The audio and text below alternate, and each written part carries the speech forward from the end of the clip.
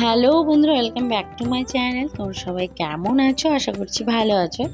তো আমার না আলতা পরতে খুব ভালো লাগে বলতে ডিজাইন করে, তবে সেটা সময়ের ওপর ডিপেন্ড করে। যদি সময় বেশি থাকে তাহলে কিন্তু এরকম করে পরতেই ভালো লাগে, সময় না থাকলে তখন কিছু করার নেই, অমনি পরে চলে আসি। তো দেখো আমি আলতা পরেছি, আজকে একটু ডিজাইন করে পরেছি। আরও ডিজাইন করার ইচ্ছে ছিল কিন্তু আর সময় হয়ে ওঠেনি।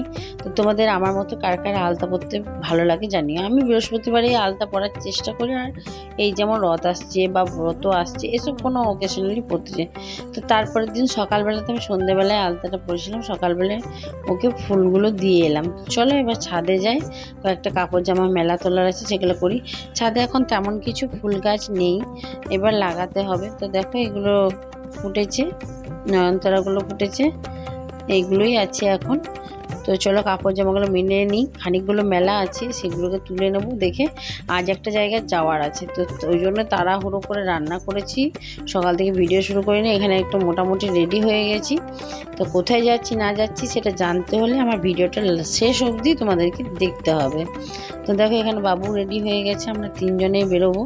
আমার এই দেখো বাড়িতে কেউ নেই, আবার রিটার্নও চলে আসবো। এই দেখো এই যে ছেলে রেডি হয়ে গেছে। তো চলো এবার দুগ্গা করে বেরিয়ে পড়ি, নইলে অনেক লেট হয়ে যাবে। এখন এমনিতেই 11টা 10 বেজে গেছে, আর এই যে একজন চাবি দিচ্ছে। দু বাপ বেটাতে রেডি হয়ে গেছে, আমি একটু মন্দিরে প্রণাম করে এলাম। তো চলো রওনা দিই, তারপর আবার দেখা হচ্ছে তোমাদের সঙ্গে বাজারে। বাজারে তো জানো প্রচণ্ড ভিড়, ওই জন্য মিষ্টিটা নিয়ে নিলাম, আর ভিডিও করতে পারিনি, এবার গিয়েই দেখা হবে। তো এখানে নেমে পড়েছি, এবার যাব। চলো কে কে যাই এসেছি, কোথায় এসেছি সবটা তোমাদেরকে এখানে শেয়ার করব। আমার ননদের অপারেশন হয়েছে, তোমাদেরকে আগেই বলেছি। আমার ননদের বাড়ি হচ্ছে বাঁকুড়া, কিন্তু ও এখানে এখন ছেলেটা পড়ে বলে কলেজে পড়ে, তাই এখানে ঘর ভাড়াতে আছে। এই যে কাকিমা এসেছে, আমার ছেলে, আমি আর আমার শ্বশুরমশাই শাশুড়িমা এখানে আছে। তো চলো পেশেন্টকে একবার দেখে আসি। এইদিকে দুটো রুম আছে, রুম এই একটা রুমের ভিতর আরেকটা রুম, তারপর আবার বেলকনি আছে। আর এইটা ঢুকে রাস্তা, এদিকে বাথরুম, আর এইদিকে আরেকটা রুম আছে, রুমের সাথে বেলকনি আছে। এই যে দিদি, তো শরীরটা এখন মোটামুটি হয়েছে, ইউরিন ক্যাথেটার দেওয়া আছে, এটা এখন কয়েকদিন পর খুলবে। তো চলো ওখানে আর ভিডিও করা হয়নি, সবাই মিলে গল্প করছিলাম, তাই আমরা আবার রাস্তায় 1-1.5 ঘন্টা থেকেই আমরা চলে এসেছি এখানে ফল কিনবো। এই রামবাগানে, রানীগঞ্জে আমাদের রামবাগানের এই জায়গাটাতে শাশুড়ের কাছে তো ভালো ফল পাওয়া যায়, অনেক রকমের ফল পাওয়া যায়। দেখছো কিউই থেকে শুরু করে চেরি, অনেক রকম ফল তুমি এখানে পাবে সারা বছরই আর কি। তো সারা বছরই ফল পাওয়া যায়, ফল টল কিনে নিয়েছি, কিনে এবার এখানে উঠে যাব। এই দেখো, তো ছেলের খিদে পেয়ে গেছে খুব জোর, ও আসতে চাইছিল না, ওকে ধরে বেঁধে নিয়ে এসেছি, আবার একদিন নিয়ে যাব। আর এইখানে দেখো বিরিয়ানি চলে এসেছে, ব্যাস সব ভুলে গেছে। এতক্ষণ ওইখানে গেছিলাম, পিসিমণি, তারপরে দাদু ঠাম্মা সবাইকে দেখে আসতে চাইছিল না, আর এখন আবার দেখছো বিরিয়ানি পেয়ে সবাইকে ভুলে গেছে। তো আমরাও খেয়ে নিয়েছি এখানে। খাওয়া দাওয়ার পর আমি এখানে মশলা কোল্ড নিয়েছি। চলো এবার বাড়ি ফিরি, তারপরে দেখা যাক কী হচ্ছে। তো বাড়ি ফিরে চলে এসেছি, একটু স্নান করে নিয়েছি, কাপড় জামাগুলো মেলা ছিল সেগুলোও তুলে নিয়েছি, সমস্ত কাজ কমপ্লিট করে একটু গায়ে স্নান করেছি। আমি এখন গ্রীষ্মকালে বাইরে থেকে এলেই স্নান করে নিই, এটা প্রায় আমার কার্তিক মাস অগ্রহায়ণ মাস পর্যন্ত, কার্তিক মাস পর্যন্ত চলে, কারণ ওইটা না হলে আমার মানে শরীরটা ফ্রেশ লাগে না। তো তারপরে একটুখানি শুয়েছিলাম, 10-20 মিনিট, আধ ঘন্টা মতো শুয়েছিলাম একটু। তো চলো কয়েকটা জিনিস নিয়েছি তোমাদের সঙ্গে শেয়ার করি। আমার যে রাধাকৃষ্ণের মূর্তিটা আছে টিভি ক্যাবিনেটে, তোমরা দেখেইছো, তো ওই যে বাঁশিটা ধরে আছে সেটা আমার হাতে বানানো একটা কাগজের, মানে গোবিন্দকে আমি এমনি রাখতে পারবো না, তাই আমি বাঁশিটা ওইভাবে বানিয়ে নিয়েছি।